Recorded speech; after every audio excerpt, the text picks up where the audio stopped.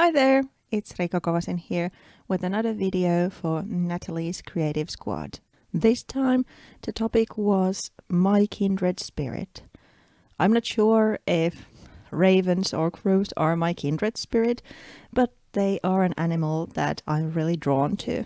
They are a common motif in my works, and I also have several artworks hanging in our living room with this subject. So I decided to make a crow.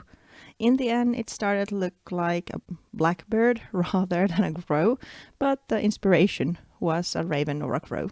I wanted to emphasize the kind of oily nature of the black feathered coat of the raven, and thus I created a blue monoprint rather than going with a gray or a black one.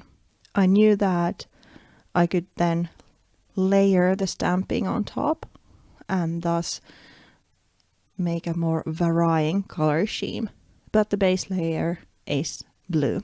As you can see here, I'm drawing a monoprint first just by spraying some acrylic paints to my gel printing plate and then pulling prints.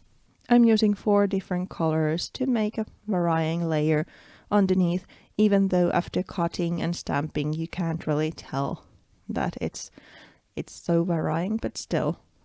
I also used a thin plastic bag to make a patterned layer kind of coming on top, making a more textured print. When I then had my print done, I then dried the paper and then adhered to my cutting mat.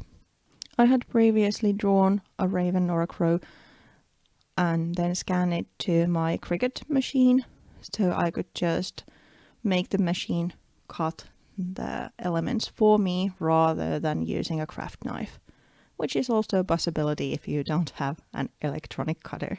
I got the design twice, once from the monoprinted sheet, like the blue little pieces, and then also from white cardstock, which I'm going to use kind of as a stencil to find the right pieces and then adhere them to the right spots. I carefully removed all the little pieces for my raven from the cutting mat and then started adhering them. I started with the talons and didn't pattern them at all, but all the other pieces I pattern or color using stamping. I chose 3 colors of Archival Ink for the stamping. I'm stamping some of the pieces with just 1 color and some with 2. So there's black, gray and blue.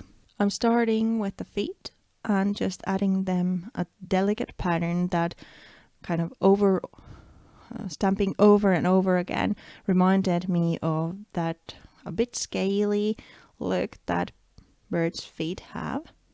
For that I'm using the blue ink. I'm also using 3 different sets or stamps for the patterning. These first ones are from this FAN-tastic Small cling rubber stamp set, but I'm also using Love Knots and Queen Anne. Yes, you heard correctly, Queen Anne. So that's a house stamp, but when stamped repeatedly, it just forms the lines of that work, and it works beautifully, for example, for the feathery or like the down parts of the bird. I'm speeding things up and showing you kind of stage by stage the building, but it's the same. I'm stamping using a different stamps and coloring the little pieces, the feathers of the bird, and then I'm adhering them to the background. For the adhering, I'm using artist tack, kind of dry adhesive with these little dots, so I'm able to add that after the cutting. And I'm using the stencil-like version of the bird as my guide where to adhere the different pieces.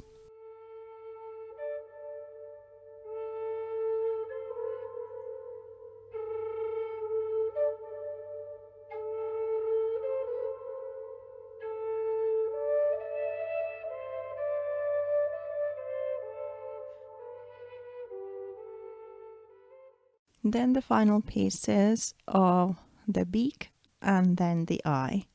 And then I have all the little pieces of the bird in place, I go over it once more to secure everything sturdily to the background paper, but this looked a little bit too clean for my taste.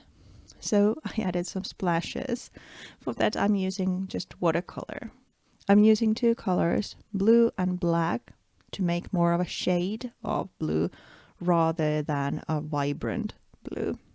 I'm just adding the splashes all over and then use a wet brush to remove the splashes on top of the acrylic paint, because I don't want too many splashes to kind of ruin the patterning I have on the pieces of the bird.